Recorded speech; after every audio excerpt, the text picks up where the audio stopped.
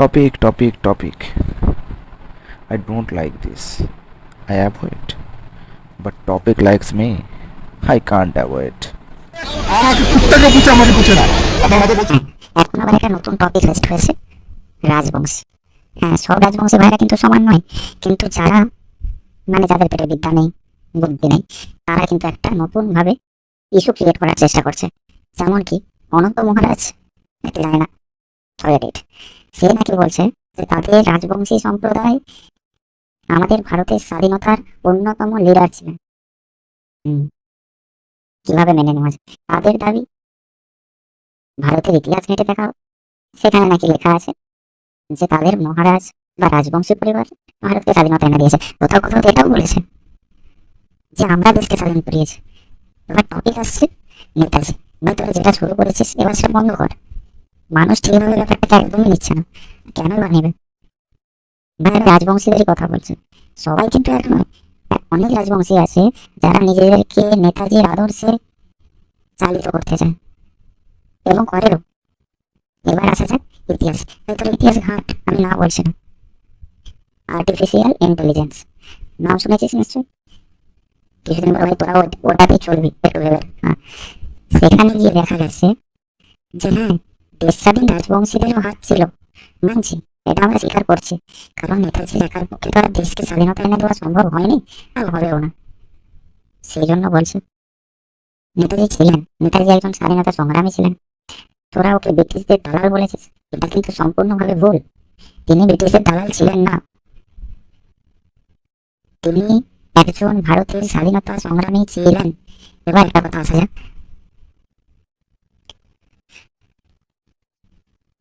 হ্যাঁ, তিনি দ্বিতীয় বিশ্বযুদ্ধের সময় ব্রিটিশদের বিরুদ্ধে আন্তর্জাতিক সমর্থন জোগাড়ের চেষ্টা করেছেন। উত্তরবঙ্গের বিভিন্ন এলাকায় বা বিভিন্ন জায়গায় রাজবংশী ভাইদের সমর্থন ছিল, যেমন ব্রিটিশ বিরোধী সভা, গণ আন্দোলন, তারা কিন্তু এটাতে অংশ নিয়েছিলেন। আমরা অস্বীকার করছি না, অনেকে কালো প্রদান করেন এবং স্থানীয় পর্যায়ে অনেকে আন্দোলনকে এগিয়ে নিয়ে যাওয়ার চেষ্টা করেন, এটাও আমরা অস্বীকার করছি না। এর মধ্যে রাজবংশী সমাজ একাই যুদ্ধ করে দেশকে স্বাধীনতা এনে দিয়েছে, এটা কিন্তু ভুল তথ্য। আমার মুখ দিয়ে শোনান, ঐতিহাসিকভাবে ভুল তথ্য। ভারতকে স্বাধীনতা এনে দেওয়ার জন্য বিভিন্ন সম্প্রদায়ের মানুষ, বিভিন্ন অঞ্চলের মানুষ সবাই হাতে হাত মিলিয়ে ব্রিটিশদের বিরুদ্ধে লড়াই করেছিলেন। এই জন্য আমাদের দেশ স্বাধীন হয়েছিল। নেতাজি সুভাষচন্দ্র বসু ব্রিটিশদের দালাল ছিলেন, এটাও ঐতিহাসিকভাবে ভুল।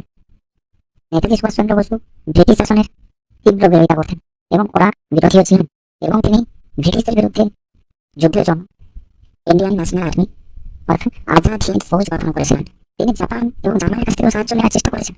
সেসব কৌশলে ইতিহাসে বিভিন্ন রকম বিতর্ক থাকতেই পারে, হয়তো আপনারা এটা নিয়ে বলছেন, কিন্তু শুনুন, कुछ करने के लिए कुछ खोना पड़ता है, और यहाँ पे कुछ खोया तो नहीं। हमारा इंडिया स्वाधीन हुआ है, हम लोग स्वाधीन हुए, इससे प्रॉब्लम क्या है भाई तुम लोगों को? তখন বিশ্বযুদ্ধের সময়, দ্বিতীয় বিশ্বযুদ্ধের সময় ব্রিটেন, জাপান এবং জার্মানির সঙ্গে যুদ্ধ করছিলেন। নেতাজির বিশ্বাস ছিল ব্রিটেন যখন যুদ্ধ নিয়ে ব্যস্ত, ঠিক তখনই ভারতকে স্বাধীনতা এনে দেওয়ার জন্য একটা উপযুক্ত সুযোগ।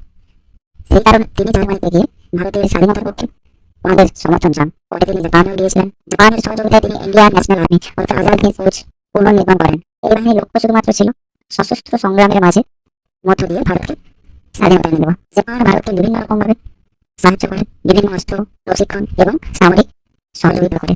তিনি জাপানের কাছ থেকে সমর্থন নিয়েছিলেন ঠিকই, কিন্তু এটা এই নয় যে তিনি জাপানের সমস্ত মতাদর্শ নীতিকে সমর্থন করতেন। আমাদের নেতাজি আমাদের গর্ব, তার প্রধান লক্ষ্য ছিল ভারতকে স্বাধীনতা এনে দেওয়া, তো তিনি এনে দিয়েছেন।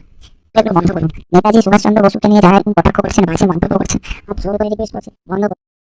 আজ পর্যন্ত আমাদের দেশের প্রধানমন্ত্রী নরেন্দ্র মোদীজি, তিনিও কিন্তু কখনো, বা আগে যারা প্রধানমন্ত্রী ছিলেন তারাও কিন্তু কখনো নেতাজিকে নিয়ে কটাক্ষ করেন, তাহলে আপনার জ্ঞান করছেন।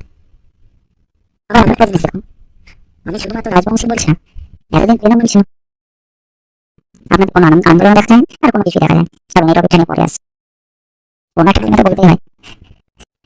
আপনারা কি মমতা ব্যানার্জিকে ভয় পেতেন? এই বিজেপি বলে দিয়েছে জিরো টলারেন্স, আপনার উঠে পড়ে হয়ে গেছে। ভাই, মানুষকে সুযোগ দিলে, খেতে দিলেই ছুটে চায়, খেতে যদি না দেওয়া হয়তো সবাই দিবে। আসল কথা চালিয়ে যান, ফল কিছু পাবেন না।